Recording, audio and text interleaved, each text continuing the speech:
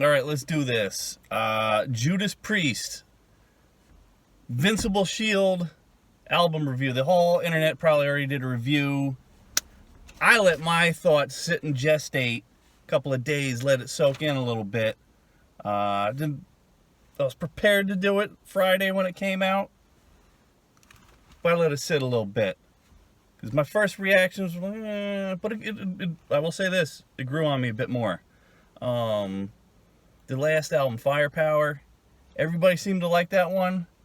My worst to best list, I didn't put it very high. I think I put it last.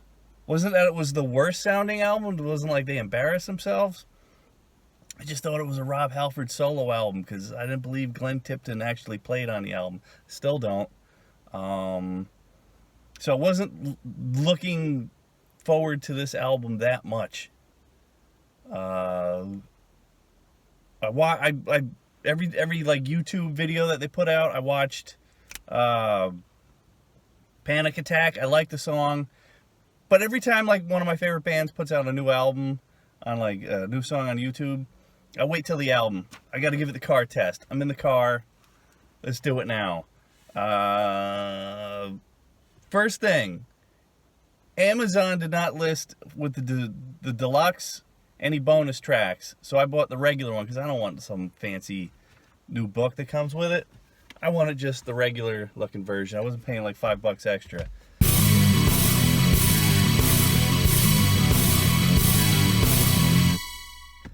But when I got the album, I woke up Friday morning. I knew the CD didn't come in the mail yet, so I was like, all right, go to Amazon Music, download it. There's bonus tracks. They gave me the deluxe version, so I'm thinking the deluxe version's got bonus tracks, which lucked out because we will get to those 3 bonus tracks later. So far I've listened to this album maybe 3 times, and then I went back and listened to the songs I liked the most, the ones I thought were the bangers. And there are a couple of bangers on here, so pretty good. Let's see. One of my biggest complaints with the album, with this, it's still got some of the problems. What I don't like about the album, still Firepower, where it's all Richie Faulkner.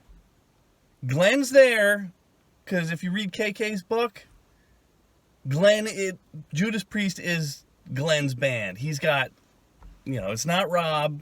You'd think it'd be Rob because he's the biggest star, but Glenn is the guy. They don't tour without Glenn wanting to tour, stuff like that. He's still there in the studio. Yeah, he's got Parkinson's, but he's not cutting solos. And you can tell from this, none of the solos sound like him. There's no real back and forth guitar dueling stuff like Glenn and KK used to do. It sounds more like how if you listen to like a later day Black Sabbath album where it's just, or even like Queen or like another band with like one guitarist. It's Richie Faulkner playing the rhythms and stuff like that. It's not even like dual rhythms where, they're doing like a countering thing. Like all the Judas Priest, you hear like Glenn on one side, KK on the other side. The guitars would always be a little bit different. No, it's just the same rhythm, both sides. And then the solos are overdubbed. It's not like, he's cutting out, he's jumping in, stuff like that. It always bothers me with like the Richie Faulkner, the last 2 albums. Redeemer of Souls, you can tell. I absolutely hated the stuff I never think about on an album, like production. When it's bad, I don't like it. Like Redeemer of Souls, I thought sounded bad when you listen to it headphones. If you're out in the car listening to it in the car, it sounds a lot better. But I thought like the mics on that or something like that sounded terrible. Let's get into the songs though, track by track. Panic Attack, that's my favorite song it's my second favorite song on the album. It starts off pretty hot. The beginning of it, you heard this stuff. You wouldn't be listening, watching this video, some guy making a review in his car, unless you had a small background on it. But it's got like a weird kind of 80s synthesizer stuff. So you think, oh man, it's going to sound like Ram It Down or Turbo or something. Nah, that's the only time like the album they ever really do that. I was kind of hoping they would go back to that. Had some like drum machines and stuff like that, like Ram It Down. I'm going to get back to some drum machines. So the album started off hot. That's one you want to hear live. They'll probably play that live on the tour. Serpent and the King is another hot banger. Invincible Shield is really good. They go back and do the weird overdubbed voices from like Sinner. Na, na, na, na, na, na, na, na, Sinner. They do something sort of like that. Devil in Disguise sounds like it would be an 80s song, and this is kind of where I hope they brought back like the drum machines. Scott Travis, dude's a sick drummer, but this was more like a pop rock song. It sounded like it should have been. It should have been like something like they were going back to maybe something off like Turbo, or kind of even like a Devil's Child vibe. It needed like Dave Holland type stuff. It would have sounded like one of those type era songs, but he's double bass in it, and I thought it kind of wrecked the song, even though it's a pretty good song. It's pretty catchy. Gates of Hell, that was all right. Crown of Horns, I don't like. That was one of the videos. That was one of the videos that didn't get me like excited. I was like, oh no, this is good, because every time like one of your classic favorite old school bands puts out an album, you're nervous. Like, I hope it's all right. But then there's always the other people like, the Priest is back, like over anything. Anytime AC/DC drops something new, I was like, it's like, let's be honest, the last few albums weren't that great by AC/DC. We didn't blow our minds. Although, I forgot, the second to last AC/DC album I actually really, really liked. Is God Is My Witness. Doesn't really stick. I can't even remember it right now. So I don't think I love that one. Trial by Fire, that one didn't really stick with me. Escape from Reality, that one they actually kind of changed up a bit. It was good. It took it to a different vibe. I don't know if I loved it, but at least older Judas Priest albums always had more of a variety. This one kind of had like the more thrashier kind of Painkiller. Like every album since Painkiller seemed to be trying to do Painkiller again. Even KK's Priest was doing that. Sons of Thunder, that's another little short, quick rocker one, which I kind of would have liked the old Dave Holland style drums on that. Giants in the Sky, that's the last song on the regular version. That's all right, I guess. It was supposed to be like a tribute to like Lemmy and Dio, and other dead rock stars, stuff like that. It was like, eh. Then they had two more filler tracks. I can't even remember the names of them, but the last one, The Lodger. I know why I don't remember. Because this is just first impressions, and we're going to let this album grow on me. But then The Lodger was like dark and weird and sounded like, it was like, I only listened to it maybe like 3 times, but that's the one I remember. I was like, why wasn't this on the regular album? They could have dumped probably, I don't know, Trial by Fire or whatever. That would have been, it's about like a killer in a cabin or something like that. I thought that one was really sick and cool. So it was pretty good. I'll give it like a B-. That's not bad, because, alright. B-, come on, man.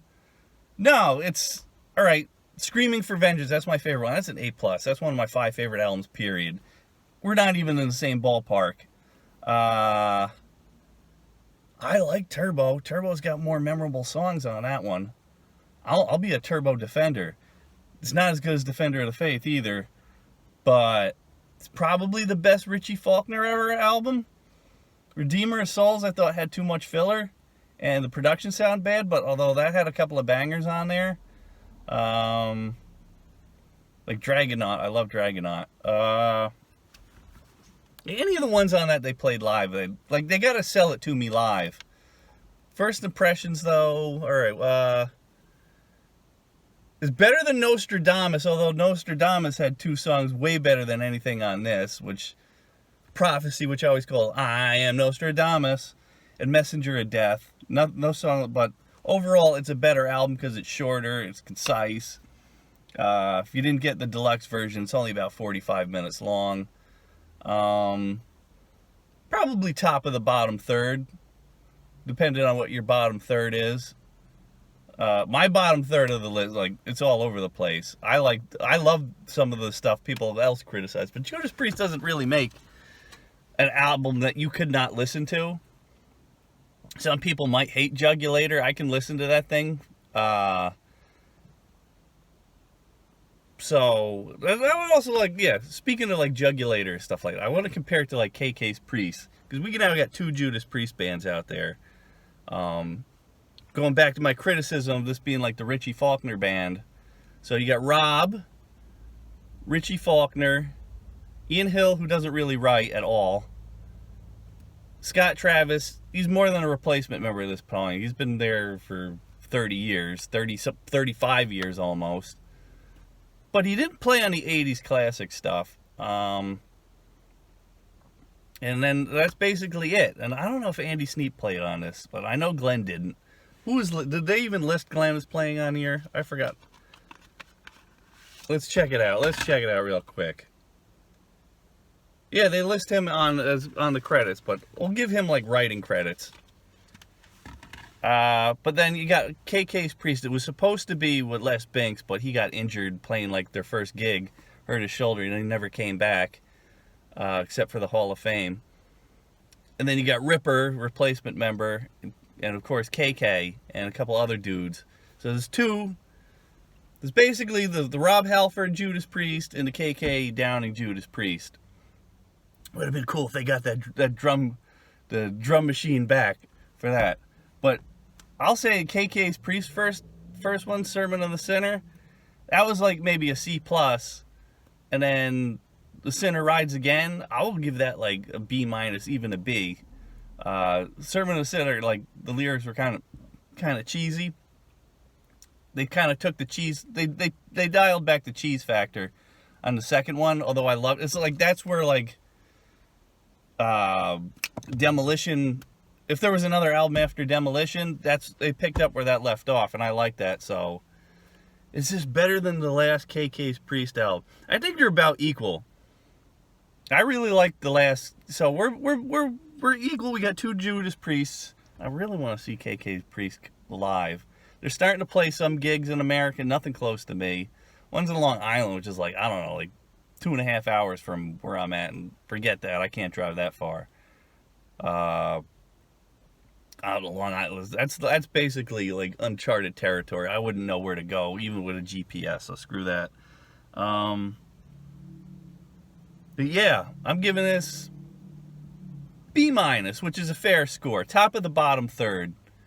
It's not the worst. You're probably going to like this. If you hated Nostradamus, it's better than that, because it's a better album overall. All the ones that you probably, if you're a person who hates Turbo, you're going to be like this, and more into their heavier stuff, you like that.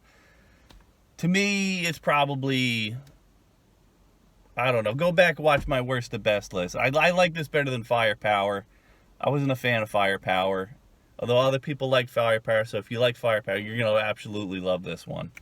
It had more memorable stuff. I listened to Firepower a couple times the first week it came out, and then I tried to listen to it maybe like once or twice a year ever since then, trying to get back into it. Because there's always at least 5 or 6 Priest albums on my phone at all times. My phone doesn't hold that much stuff, and I don't do Spotify. I buy the albums. I support the bands. All right, so that's my overlong review. I might do Blue Oyster Cult's new album next. That's another album I bought, like, I bought the day it came out, listened to it a couple times. I haven't listened to that thing ever again. I haven't even put it on once or twice a year. I'd never listened to that again. So, I feel like it's my duty to actually go buy an album like that I don't even want. But this one didn't feel like it was, like, my duty to do it. Also, here's another one to compare it to. I'm just rambling on.